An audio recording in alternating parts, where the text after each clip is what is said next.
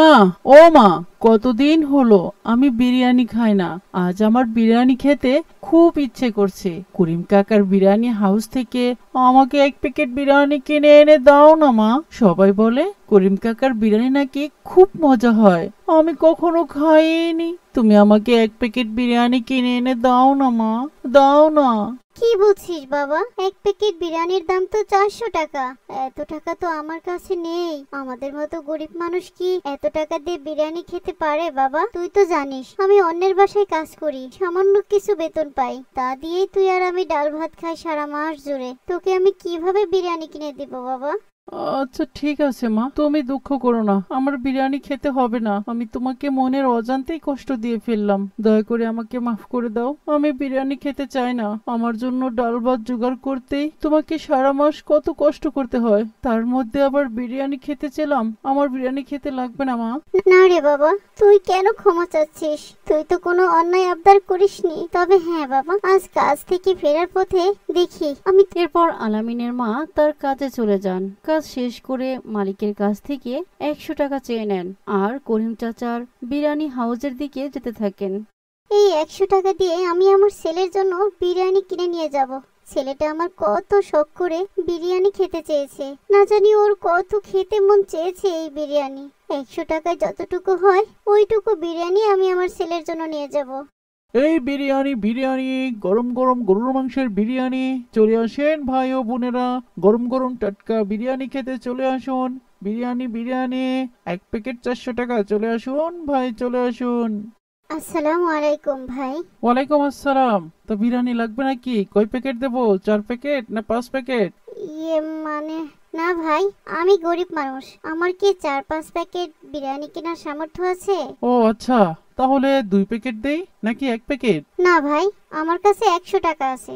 আমাকে 100 টাকার যতটুকু হয় ওইটুকু বিরিয়ানি দেন। আমার ছেলেটার বিরিয়ানি খেতে খুব ইচ্ছা করেছে, কিন্তু আমি 1 প্যাকেট বিরিয়ানি কিনতে পারবো না ভাই। আমার কাছে অত টাকা নেই। আপনি 100 টাকার বিরিয়ানি আমাকে দেন। আরে ধুর, সকাল সকাল একটা ফকিন্নি কাস্টমার এসে পড়লো।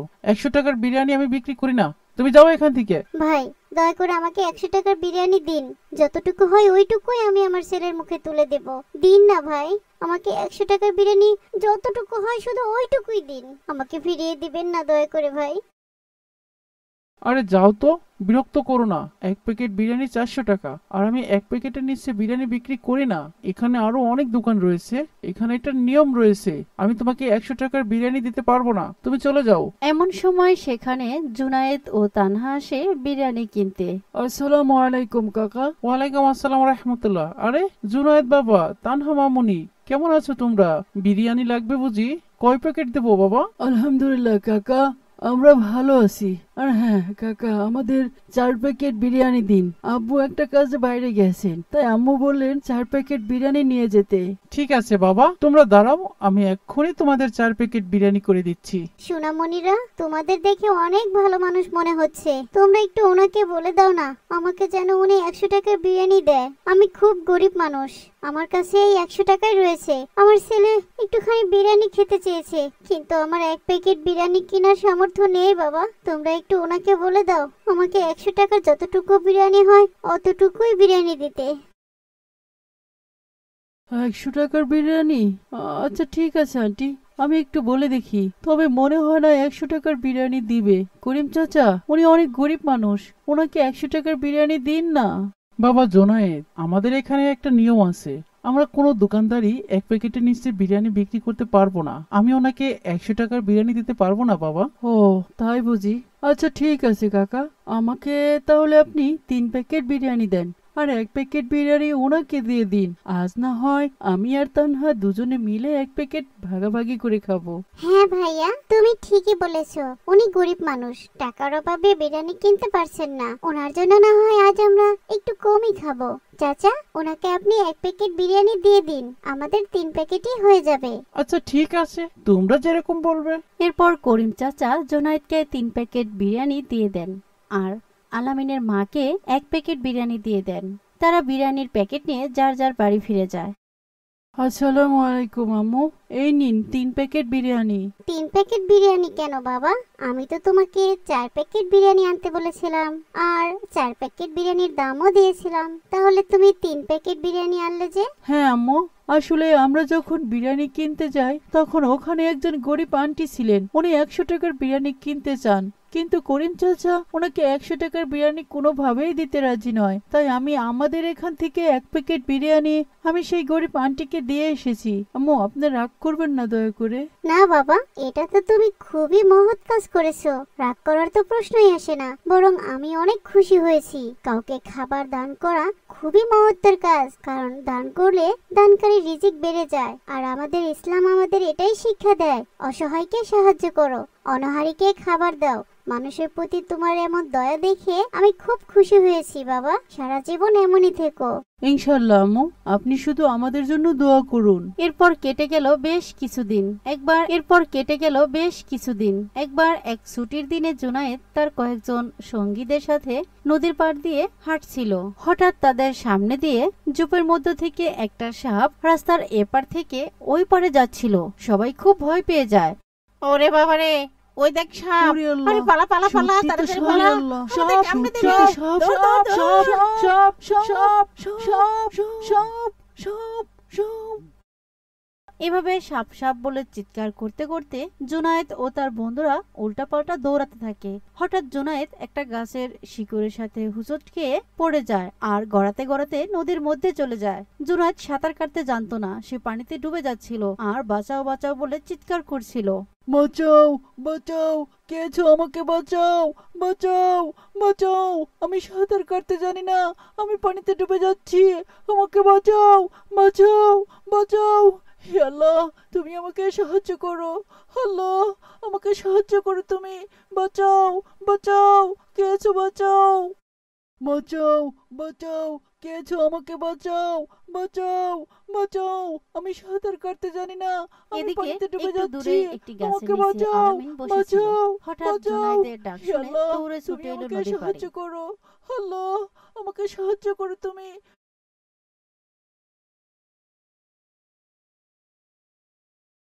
আরে তুমি নদীতে পড়ে গেলে কি করে? উঠে এসো না, তুমি তো নদীর গভীরে চলে যাচ্ছ, তাড়াতাড়ি উঠে এসো। দয়া করে আমাকে বাঁচাও ভাই, আমরা রাস্তার মাঝে সাপ দেখে ভয়ে পালাচ্ছিলাম, হঠাৎ আমি পড়ে যাই, আমি সাঁতার কাটতে জানি না ভাই, আমাকে বাঁচাও, আমাকে বাঁচাও, আমার অনেক ভয় করছে, আমাকে সাহায্য করো, আমাকে সাহায্য করো ভাই। এখানে তো কোনো সাপ নেই ভাই, তুমি ভয় পেও না আর চিন্তাও করো না, আমি তোমাকে সাহায্য করছি। এই বলে আলামিন একটি গাছের লতা টান দিয়ে ছিঁড়ে আনে আর জুনায়েদের উপর ছুঁড়ে মারে। তুমি এই গাছের লতাটি শক্ত করে ধরো, আমি একটু একটু করে টান দিচ্ছি, ভয় পেও না, শক্ত করে ধরো। জুনায়েদ আলামিনের দেয়া গাছের লতাটি শক্ত করে ধরে রাখে আর আলামিন নদীর উপর থেকে লতাটি টানতে থাকে। আহ, ইয়ালি, আল্লাহ, আমাকে সাহায্য করো, আমাকে সাহায্য করো। তোমাকে অসংখ্য ধন্যবাদ ভাই, আজ তুমি না থাকলে আমি এই নদীতে ডুবে মরে যেতাম। আল্লাহ নিশ্চয় তোমাকে আমার সাহায্য করার জন্য পাঠিয়েছেন। আল্লাহ তোমার ভালো করুন ভাই। এভাবে আলামিন ও জুনায়েদ কথা বলছিল। এমন সময় আলামিনের মা তার কাজ শেষ করে বাড়ি ফিরছিলেন। কি হয়েছে বাবা তোমার? তুমি এখানে কি করে এসেছো? আলামিন, কি হয়েছে এখানে? তোমরা এভাবে বসে আছো কেন? আমি বলছি আন্টি, আসলে আমি কয়েকজন বন্ধু মিলে এই নদীর পাড় দিয়ে হেঁটে হেঁটে যাচ্ছিলাম, হঠাৎ ওই ঝোপ থেকে একটা সাপ রাস্তার মাঝখান দিয়ে ওই দিকে চলে যায়, আমরা খুব ভয় পাই, আমার বন্ধুরা দৌড়াদৌড়ি করে ছুটে যায়, আমিও দৌড়াচ্ছিলাম, হঠাৎ ওই গাছের শিকড়ের সাথে হুসুট খেয়ে আমি পড়ে যাই আর গড়াতে গড়াতে নদীর মধ্যে চলে যাই। আন্টি, ওই আমাকে সাহায্য করেছে, না হলে আজ যে কি হতো। সবই আল্লাহর ইচ্ছা বাবা, আল্লাহ তোমাকে সাহায্য করেছেন। আর ও আমার ছেলে আলামিন। আলামিন, যাও জুনায়েদকে তাদের বাড়িতে পৌঁছে দিয়ে আসো। জুনায়েদ খুব ভালো ছেলে, সেদিন এই জুনায়েদই তোমাকে বিরিয়ানি কিনে দিয়েছিল বাবা। ঠিক আছে মা, এসো ভাই জুনায়েদ, আমি তোমাকে তোমার বাড়িতে এরপর আলামিন জুনায়েদকে তাদের বাড়িতে পৌঁছে দেয়। জুনায়েদ তার মায়ের কাছে সব কথা খুলে বলে।